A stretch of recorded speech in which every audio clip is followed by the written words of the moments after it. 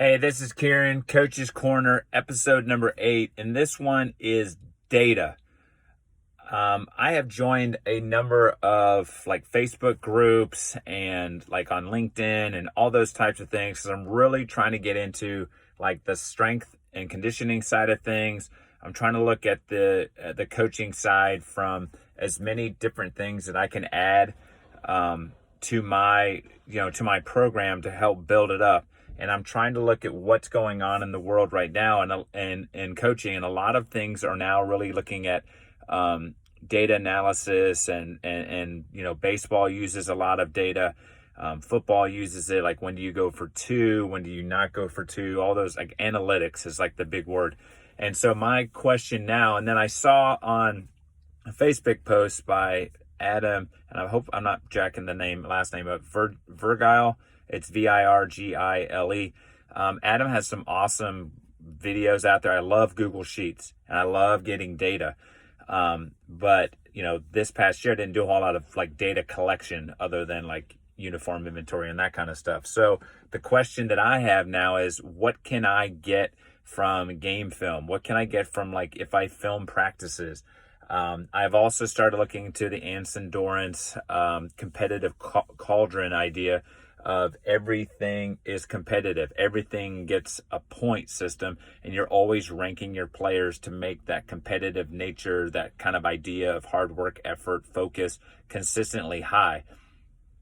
But it's one of those rabbit holes. If I go in, I don't want to go in and get lost in it and then it lose its effect. I don't want to spend more time data collecting and analyzing and less time coaching and developing relationship with players. So my question for coaches at any level, if you're at, the college level or at high school level, or if you're in your youth system, I've seen some really cool programs that people are using, great metrics that you can get from, what have you, in terms of maybe conditioning of your players, fatigue, sleep, all those things that maybe are hard to look at and manage as a coach. Maybe the analytics will help.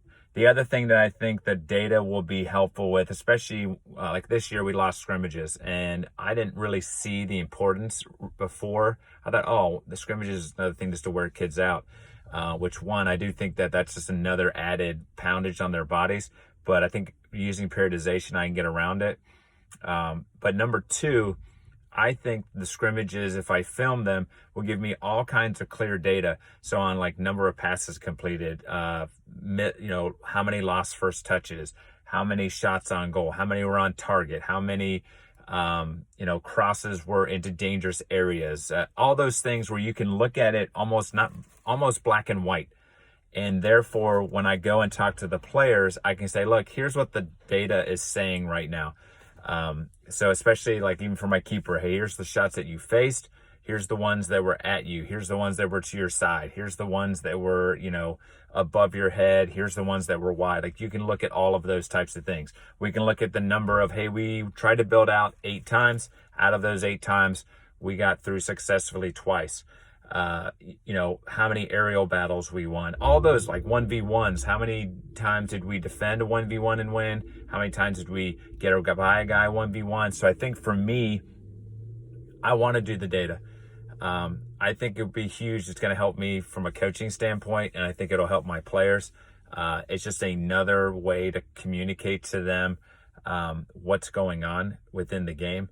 And that's something now, even as I look at my program, and that was something I even talked about moving forward, is how the JV game, I don't think I put enough importance into it and enough thought and structure with it. And that's something moving into next season. Those players need to get feedback, and as much as possible at their freshman, sophomore, if they're a junior on JV, they need that type of data and that stuff. So I think that's something I'm going to look at moving forward.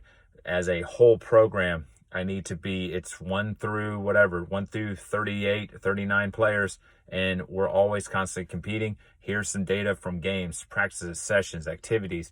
But I'd love to hear from coaches, what things do you do in terms of collecting data? Is it just basic from match film, Or do you have a lot more to it, kind of like an Anson Dorrance type thing, where it's very systematic and you can constantly, you're giving the kids or players feedback?